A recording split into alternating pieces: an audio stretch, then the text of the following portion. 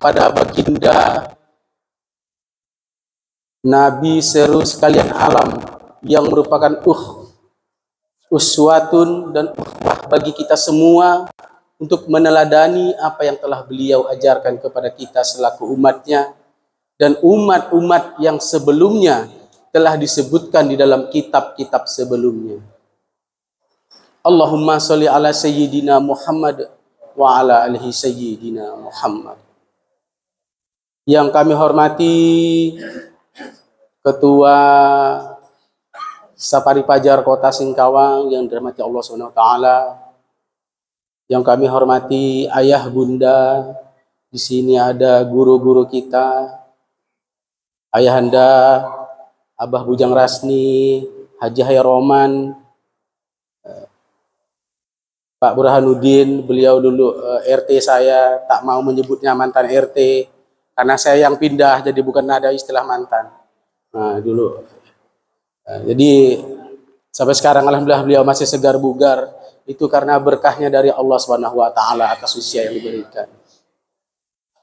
Dan ayah bunda sekalian, para jamaah Safari Fajar yang dirahmati Allah Subhanahu wa taala, karena niat ini selalu ingin memakmurkannya, ingin selalu mendakwahkannya, ingin selalu mentadaburinya, maka Allah telah berjanji kepada kita selaku umatnya diberikan jalan-jalan untuk menggapai kesehatan itu sendiri.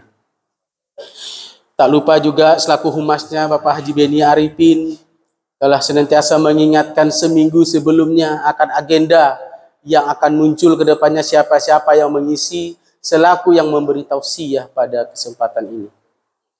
Izinkan kami memberikan sedikit menyampaikan materi sekedar untuk menebalkan, untuk mengasah ingatan kita terkait hadis-hadis Rasulullah tentang yang dalam hal ini saya kutip dari YIN Kediri, dari sebuah jurnal ilmiah yang saya kutip dengan judul Membedakan Tradisi dan Ajaran atau Sunnah Nabi dalam Hadis, Mengulas Perpaduan Ajaran Islam dan Kearifan Lokal.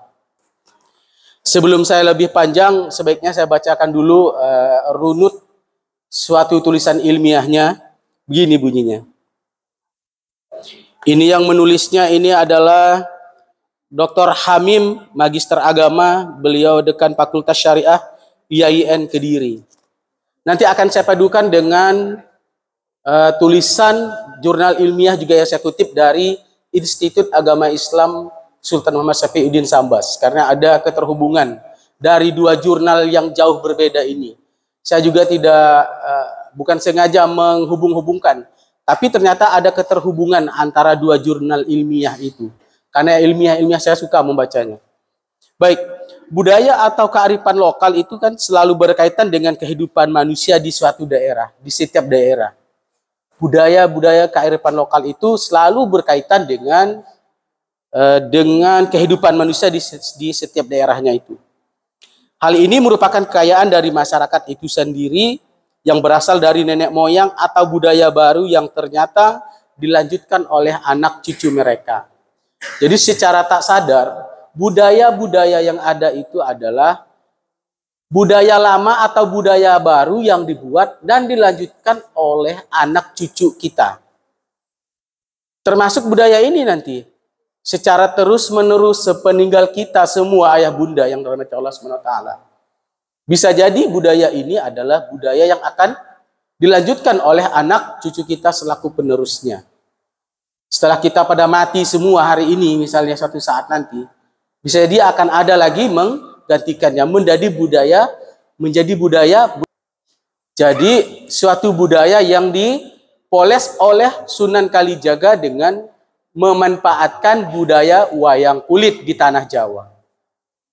Kalau di kita juga ada wayang orang. Di Singkawang ini ada wayang orang, Pak. Wayang orang dengan wayang patung. Yang digantung itu warna merah tapi wayangnya. Cuma kita belum sempat memolesnya menjadi sebuah budaya Singkawang untuk bersarana dakwah, belum. Karena mungkin kita tak punya keahlian di situ untuk memainkan wayang. Namun jika dilihat dari berbagai macam budaya yang hidup di setiap daerah, tentu memiliki adat yang beragam dan kemudian akan menimbulkan banyak perbedaan antara satu dengan yang lain. Jelas budaya-budayanya pasti berbeda. Karena wayang yang diperankan oleh Sunan Kalijaga dengan wayang yang diperankan oleh para koko kita berkopiah merah di Singkawang itu berbeda wayangnya. Nah, begitu maksudnya. Itu gambaran umumnya. Wayang sini kan wayang patung yang dimainkan begitu. Nah, wayang dimainkan oleh seorang koko maksudnya. Karena ada dalangnya di situ ya.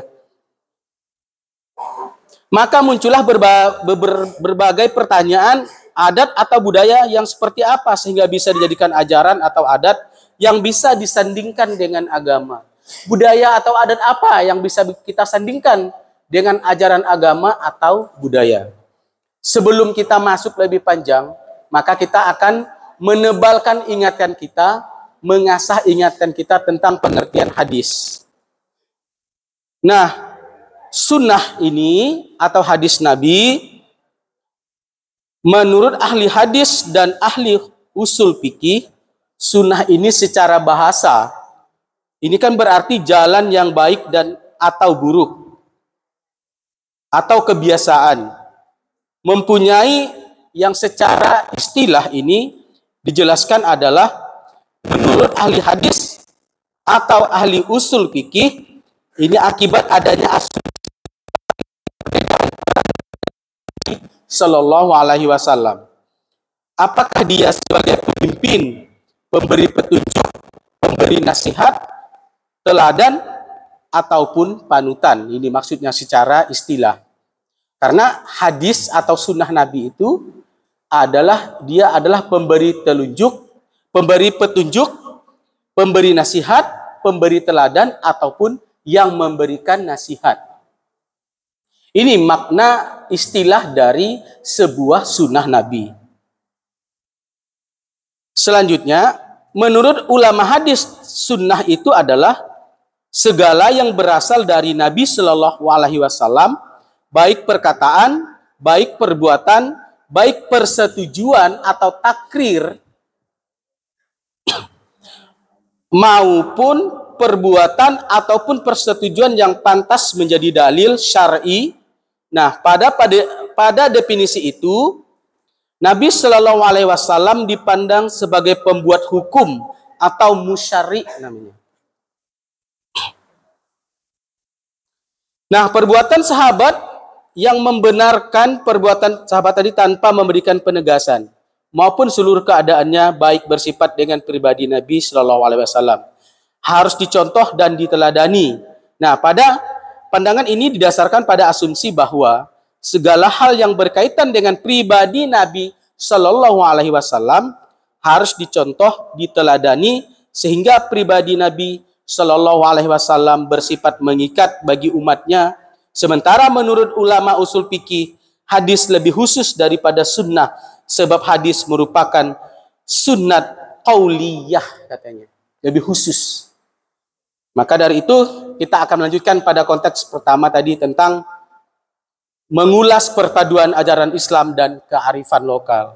Ini saya hanya menyampaikan untuk menebalkan ingatan kita tentang kearifan lokal. Karena hari ini ada budaya dan kearifan lokal yang sedang boomingnya di Indonesia serta di dunia internasional hari ini, Bapak Ibu, para jamaah, para ayah bunda yang dirahmati Allah Subhanahu wa taala. Nah, untuk menjawab pertanyaan adat atau budaya yang bisa dijadikan sebagai ajaran atau bisa disandingkan dengan agama.